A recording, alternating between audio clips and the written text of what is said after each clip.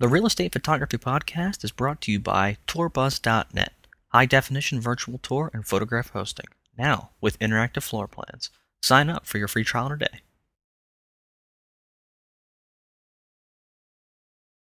Hello and welcome to the Real Estate Photography Podcast with Mike Muriello.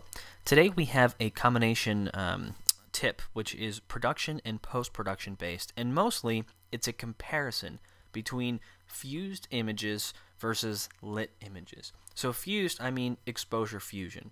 So a lot of this show has been focused on exposure fusion, and I got questions saying, do you light images as well? Do you use flashes or strobes or actual hot lights or whatever? The answer is yes. I usually don't put them in the show because most of the tips that I like to surround are about efficiency, and exposure fusion is extremely efficient.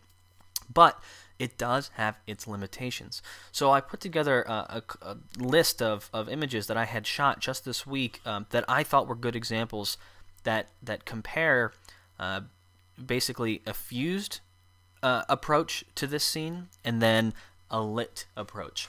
So the first one in each one of these sets is the fused approach. So this one is fused. So you can see on the window, you know, it's overexposed intentionally, but you can still see inside. Now I'm going to go over to the flashed image in the lit image, which I used in this case, in this room, I used 3 different strobes to light the room up. And let's take a look at that. So that's what it looks like. And as I said, exposure fusion is extremely efficient. It allows you to do a lot of work very quickly, but it's not perfect. So if we go back, I'd like to start with some of the negatives here. I would say the 2 largest negatives, to me anyway, are shadows and color accuracy. So if you notice, all of these shadows all over the place because the light is coming in, and all we're doing is recording the light that's in the room and then putting it back onto the image by stacking it one at a time. We get these really harsh shadows over here, in the wall, up here, because that's what's really going on. If I go over to the lit image, all of a sudden these become a lot less noticeable. I mean, there's still some because there's light coming in the windows, but it's a lot less. Now there is a tiny bit of flashlight up there. Yep, I probably should have used one more light to fix that up. It's just something you don't notice while you're in there. So those are the shadows. Now let me go back to color accuracy. And in fact, yeah, let me start with this one. As you can see, the brick is extremely vibrant in this image. It is, you know, exactly as it is, and the flooring is exactly as it is as well. So it's really important to see how much that when you're actually lighting a room, it's more to see how accurate the colors become. Because when I go back, everything's muted, and I like that word because it's not that everything's washed out. It's not that everything's not 100% color accurate. They're just muted colors. Alright, so those are the first 2. And here's one that doesn't involve an exterior kind of view looking out. Bathroom, there's not a lot going on here. You know, it's intentionally almost a sterile environment. So we have this fused exposure. And let me go over to the lit. You're going to notice shadows, color accuracy. And even to the point where the lights up here, they're very blown out on the fused exposure. They're not as blown out on this one. And it's okay, they're supposed to be very bright and overexposed, but there's a limit. So back to dissecting this, this is the fused exposure, and we have the harsh shadows that are created by these lights. You can even see them in the reflection. And then when we do light the room, they become a lot less important. And the other thing that this lighting creates, this is lit with one flash outside of the bathroom, and you can see the pattern. It's actually by lighting and seeing the path of the light, it actually makes it a little bit more interesting. So we'll move on from there. This one is a big one. This is the fused exposure. I got a couple of questions about how do you get rid of that color cast that is created through exposure fusion, and the answer is you can't really get rid of it because, like I said, all you're doing is recording the light that is in the room, and then you're putting it back together one exposure at a time. what happens is in those longer exposures, the light that is being cast from these lights is just being imprinted on the cabinets, and you lose, and I'll show you the lit image will show you exactly how much data is lost, or I should say it's inaccurately recorded.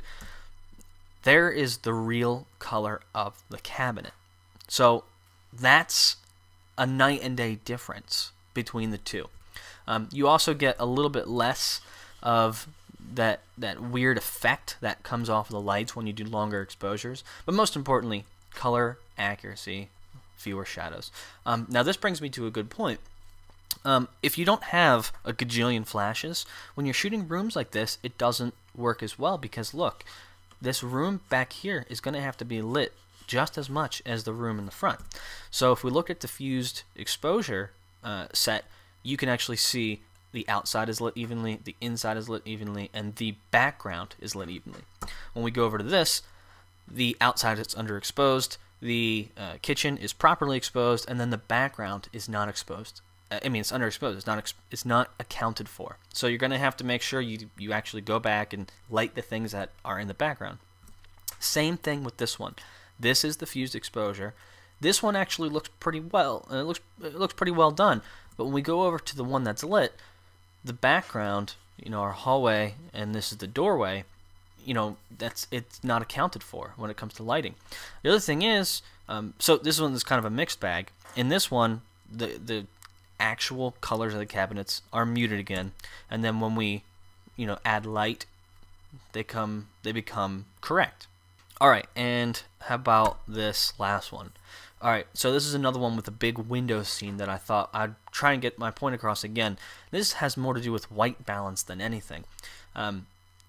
Fused exposure, everything. It looks pretty good, and the focus is this fireplace and this chair, not the books over here. But when we actually add light, we get true whites coming out of here, and we accurately color. Get the correct color of the walls and the drapes. So once again, this is everything blended together. This is everything that's supposed to be the way the color actually is. You can fix some of this, with adjusting your white balance or doing selective white balance adjustments. It's a little trickier, but I think that brings me to my point. Exposure fusion, very quick in the field, but you're going to have to do quite a bit after the fact in post to get things the way they should be. Lighting things takes a lot more time. It's a lot more strenuous, especially if you're cramped for time, if you have a bunch of shoots to do during the day. But there's very little to do afterwards. So I hope that explains the difference between fused images and basically lighting the scene. All right, thanks for watching. Have a good one.